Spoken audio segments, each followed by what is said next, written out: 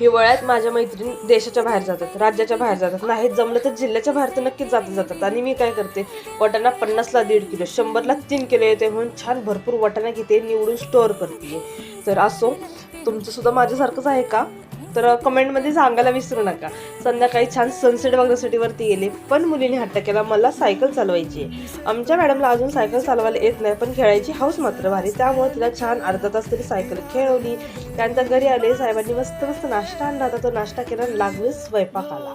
स्वयंपाकात मला करायचा होता फक्त भात बनवायचा होता, मसाले भात हरभरा घालून, त्यासाठी तयारी केली. आणि आज मी 3 दिवसानंतर चहा पिलेली आहे. आनंद बघताय, आनंद. तर चहा म्हणजे प्रेम झालेलं आहे माझं, पण चहा कंट्रोल करायचा म्हणून 3 दिवस मी मागं चहा पित नव्हते.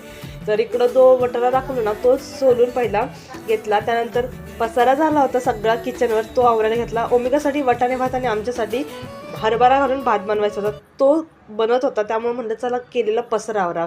बाकी तुम्हाला माझे 30 डेज चॅलेंज बघण्यात जर इंटरेस्ट असेल तर माझ्या चॅनलला सबस्क्राईब फॉलो करू शकता. आवडला व्हिडिओ तर नक्की लाईक करा. बाय.